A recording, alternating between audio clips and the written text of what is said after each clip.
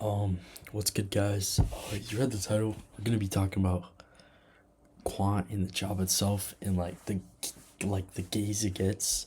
And obviously, if there's a job that's gonna pay like 500 grand right out of college and like million plus after 2 to 3 years, bro. Obviously, that's gonna be a job that's gonna be like big as hell. So yeah, I just wanted to talk about that because it's like really been trending recently. Not even just recently, but like the past couple years.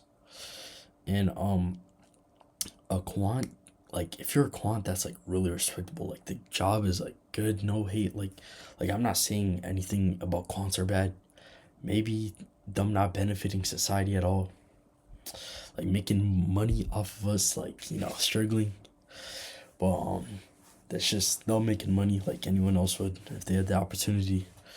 But so I just wanted to talk about two things that are like really undiscussed, like talked about and not discussed about quant trading, research, dev. This more applies to quant devs and trading. I think it can apply to quant research, but I'm not 100% sure. But the first point is like uncertainty. So it depends where you are and like what current stage you are.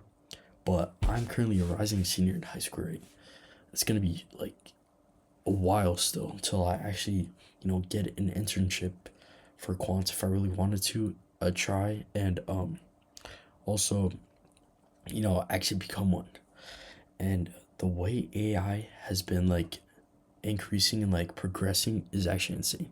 Like I've seen videos of people talking about us gonna have an AI revolution that is gonna be even bigger than like the industrial revolution, and people are saying it can finish within the next decade, and I'm pretty sure decade is 10 years. So yeah, exactly. Decade is 10. Yeah, yeah. So 10 years, and for me, I wouldn't be too much into the career, too much into the career, too far into the career where like in a decade, because you know obviously I'm not gonna be like more than 5 years of experience in a decade, and that is only 5 years of work if I did become one. And who knows if it can get replaced, I get affected or anything. But like in general, like the way AI progressing is so scary, and also a lot of quant trading work is like debugging, and a lot of things can be automated. So that essentially means that a lot of quants can, or like there's going to be less need for quants because a lot of the things that are already automated and like debugging, the things that we don't actually need humans for are firms, hedge funds, like that can get replaced by AI easily, especially over the years that when it's progressing. And um in general, like if we are going to have less people or quants or hedge funds who are going to be hiring less quant traders, and that's just gonna make it way more competitive to get in because there's gonna be less entry level spots, and the way quant is already is like, insane. Like I'm pretty sure Jane Street gets like 20 to 30,000 applications a year, and only I'm pretty sure 80 to 150 people actually like land the job there or get internships, something like that. But that is actually already insane, and Jane Street is like a top tier firm, so we're going to probably see like a big role in this AI automating a lot of things, and that essentially leads to less entry level spots, which can affect a lot of people that are aspiring to become quants and currently are in high school or about to go to college. So that's one point I wanted you guys to consider.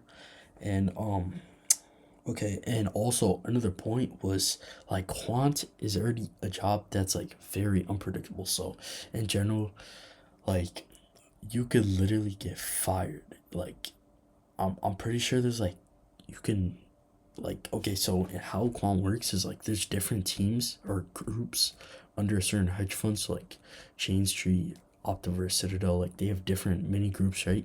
And it's like a team of traders, researchers, and like developers, right? They work together in small groups to try and maximize funds with like a product manager. I forgot portfolio manager, I'm pretty sure that's what it's called. But yeah, they work under them, and those groups in general try to make as much money as they can. But with hedge funds, like, I'm pretty sure like they try cutting. Sometimes like they can randomly cut the some groups like randomly, so you could literally get laid off. And essentially that, if you're, let's say, a new grad and a random group gets laid off, it's kind of like with the software engineering situation right now. So like, let's say, um oh, I'm so cold, that's what I'm telling you forever. But let's say in software engineering, right, we're watching the World Cup, but essentially,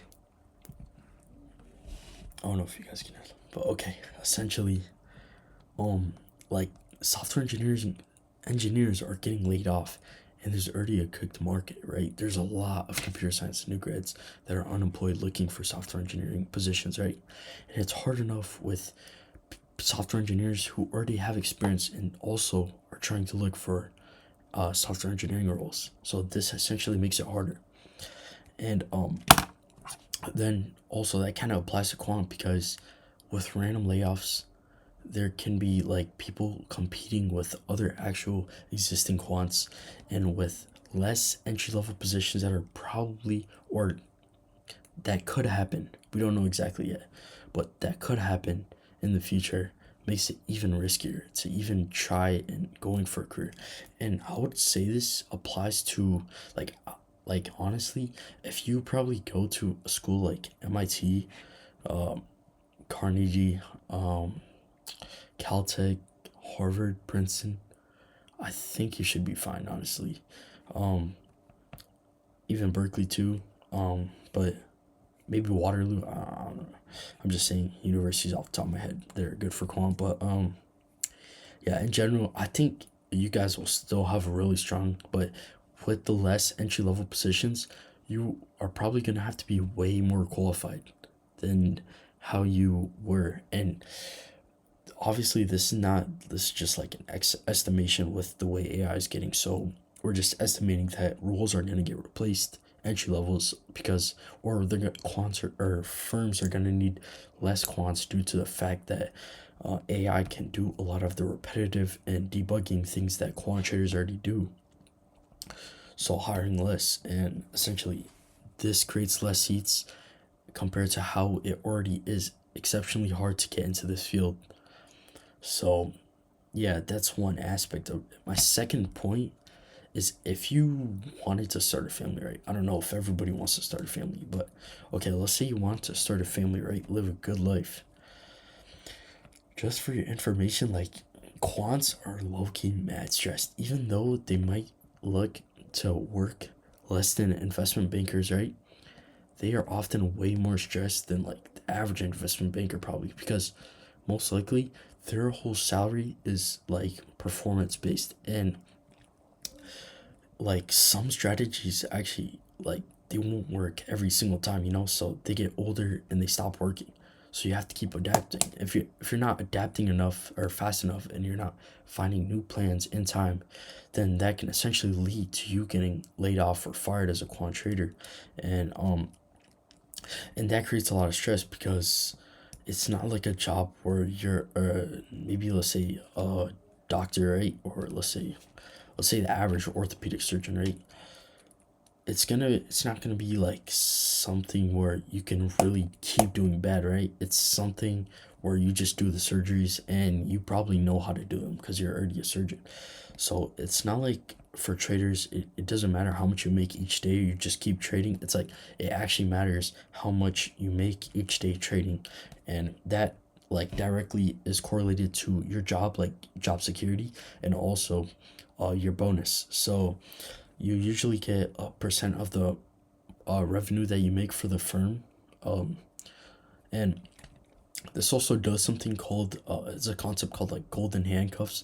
And essentially it's like, if you're making money every day based on how much you make, why would you want to leave, right? So you're just honestly spending more and more time about the at like quant trading firm. And it's honestly like a very like mentally taxing thing, especially if you want to start a family, or even like with your social life, because you're just always working. You're always working, or you're thinking about working. You're never like living in the present. Or honestly, I don't know if everything that I'm saying is 100% true. This is just my insight, like my thoughts. But like, again, what I think is like you're going to be constantly working, or you're going to be thinking about work, because like your performance is directly tied to you keeping your job and exactly how much you're making a year. But honestly, with the $300,000 base, you're low key chilling. But you can't just only make 300,000, right? You have to make profit or revenue for the hedge fund or firm. So essentially, you can't just only be making that, right? You have to make a bonus. Um and there's also this statistic that essentially like 40% of new quant, or like new quant hires. Okay, this is some like, I know something like this, but it's like around 40% after like 3 months get fired. So 40% of new quant traders get fired within 3 to 6 months. I'm not exactly sure. You can search up the statistic, but yeah, that kind of seems bizarre to me, and that also is like very risky, right? And with it makes kind of sense with the fact that there can be random layoffs, right? And also what is it called, in the future, that we don't know what AI is gonna happen, what's gonna happen with AI, if it's gonna replace a lot of roles, or it's gonna like help a lot of roles to the point where they're gonna need less traders, making the position way more like, competitive. And with like the surge of competitiveness of people trying to do quant trading, like makes this kind of harder, especially with already the because like the amount of people that are trying to do quant trading is just like increasing. It's just going up. Wait, it's probably, yeah, increasing, right? So it's just kind of risky. And like, especially if you're trying to have a family again, right? Like, you're not gonna be as present as you like would be in a job where it's not exactly performance based. So um like, you're always going to be thinking about like, how can I keep this job, what are new strategies, things like that, right? Especially if you're doing porn work and you're struggling, right? And you want to keep your job, you want to afford everything for your family. And this also brings my second point, is that you're like always trapped to places like New York City, Chicago, and London. But I don't know exactly if you guys like that or not. But I feel like if you're having a family, it would be kind of be harder to exactly live there and raise a family there. Obviously, you probably can, right? But I'm from South Dakota, so like living in like the suburbs, like open field, having a big backyard, big house is like kind of normal to me. So if I'm like used to, especially living by my workplace, so downtown Manhattan, or maybe, I don't know, but in general, like New York City or Chicago would probably be like kind of hard to, have a family, especially with the prices. They're like expensive places, most expensive places to live in the country. I think it's LA and San Francisco. I don't know too much about Chicago. I think it still is expensive, but like I don't think as much as New York. But like, back to what I'm saying, it's gonna be kind of hard to have a family, especially when you're having the early stages of your kid, and you're essentially struggling to enjoy your family, because you're always stuck in the mindset of like, how can I make more money? What's the best new strategy? Like, things, how can I keep my job? How can I afford this? And when you're just trapped thinking like that, it kind of just like, are you really like involved in the family, kind of? It's kind of like that. And yeah, but also, most people kind of value a long term, I don't, you don't have to, but a lot of people value, me personally, like I value having a job that I'm gonna commit to for like years. And like most quants, I think they like exit by age 40 to 45. And I'm not 100% sure about the exit opportunities, but I think you can for sure do like data science, machine learning, engineering, things like that. But it's gonna be a large pay cut. So you're gonna be going from making like, probably with 5-10 years of experience, like maybe 2 to 5 million. I'm taking a wild guess. I know it's for sure a million though, with that many years.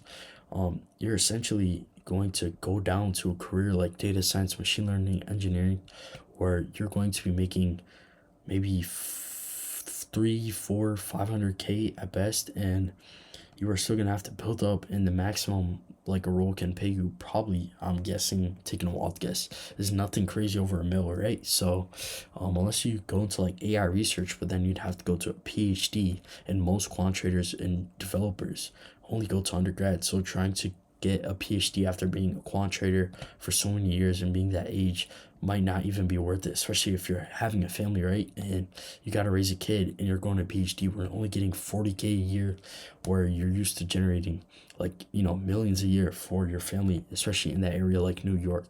So it's kind of making, I feel like a quant would make like the situation of having a family kind of harder. But those are just my thoughts. Like I could completely be wrong.